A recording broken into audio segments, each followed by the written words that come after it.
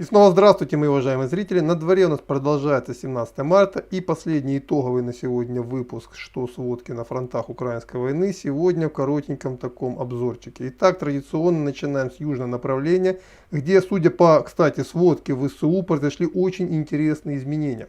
Дело в том, что я говорил уже раньше, что иногда интересно читать сводку ВСУ. Так вот, по последней сводке ВСУ значится, что некоторые населенные пункты Днепропетровской области перешли, понятно, потом были отбиты под контроль вооруженных сил Российской Федерации. Причем самое примечательное в этих населенных пунктах состоит в том, что они расположены на левом берегу реки Ингулец. Почему это так важно? Дело в том, что последней серьезной водной преградой, на которой по сути и выстроена сегодня оборона дальних подступов к Кривому Рогу, это река Ингулец, которая в этом месте имеет ширину примерно 50, 60, где 70 метров.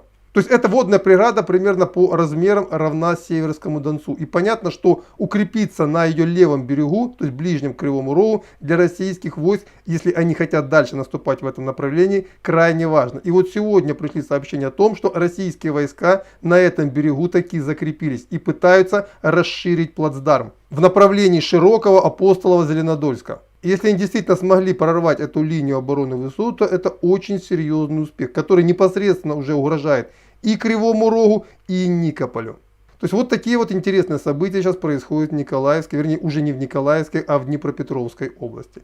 Теперь переходим к Мариуполю. Вы знаете, сегодня уже утром я обратил внимание на то, что, как говорят, украинский гарнизон Мариуполя поплыл. То есть, знаете, какое-то время можно оказывать очень длительное, мощное сопротивление противнику. То есть у тебя есть серьезные подготовленные рубежи, то есть запас боеприпасов, ты полон сил. Но уже к началу третьей недели боев силы у тебя на исходе, боеприпасы на исходе. Ты понес огромные потери, а противник наступает. И очень похоже, что вот сегодня назрел тот момент, когда силы гарнизона ВСУ в Мариуполе подломились. То есть у них произошел внутренний надлом. И именно по этой причине сегодня продвижение и российских войск, и войск ДНР особенно заметно. Причем заметно по одному простому признаку. Пошел огромный поток беженцев, которых освобождают из их домов. А это случается только тогда, когда в эти районы приходят либо российские войска, либо войска ДНР. Они сразу же приступают к массовой эвакуации мирного населения, и сегодня мирное население потекло широким потоком. Десятки тысяч людей уже эвакуированы и находятся в безопасности. А это как раз и говорит о том, что, скорее всего, уже в ближайшие дни с Мариуполем в целом будет покончено.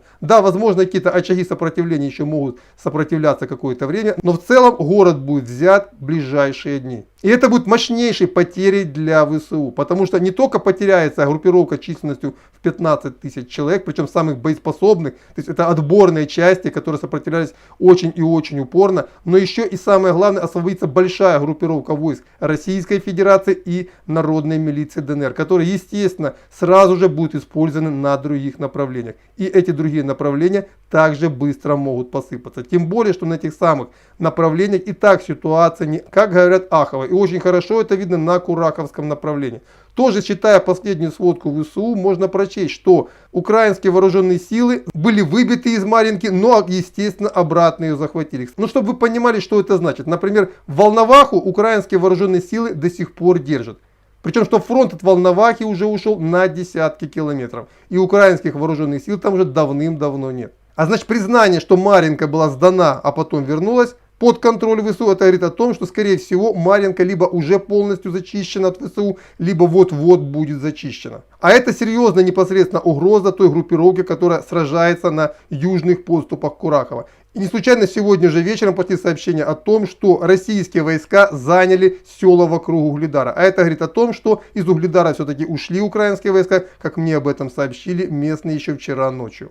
То есть похоже, что Угледар уже все, хотя в официальных сводках он еще значится как территория, не занята российскими войсками. Ну и следующая серьезная линия обороны, где украинские войска могут зацепиться, это линия Курахова по реке Волчья. И я думаю, что именно здесь украинские войска будут выстраивать следующую линию обороны. Ну а там, как говорится, и до Покровска уже рукой подать, примерно километров 30. Со стороны Горловки наступление идет не так быстро, как многим бы хотелось, тем не менее постепенно оборона и здесь прогрызается. Ну и также сегодня вечером пришло сообщение от местных жителей, что город Рубежное украинские войска покинули. Они отступили в Северодонецк, но и там, скорее всего, они долго не удержатся, потому что в Северодонецке, с учетом того, что основная часть их артиллерии и тяжелой техники уже выбита, удерживать долго свои позиции они не смогут. И скорее всего, либо завтра, либо максимум послезавтра они переправятся на правый берег Северского Донца и будут пытаться удерживать Лисичанск. Также, пользуясь случаем, хочу сказать, что Чугуев полностью находится под контролем ВСУ. То есть все то, что было утром, это все глупости. Ну и также уже во второй половине дня приходит все больше и больше сообщений о том, что на правом берегу Днепра в районе Киева разгорается новое серьезное сражение. Российские войска перешли вновь в наступление и продолжают прижимать гарнизон Киева непосредственно к кварталам столицы. Вот примерно то, что могу сказать по итогу дня 17 марта, примерно на 20:00 по московскому времени. Следующий материал ожидайте завтра утром, а сводка выйдет примерно в 11-13 часов по московскому времени. Все теперь точно. Все, до свидания и до завтра.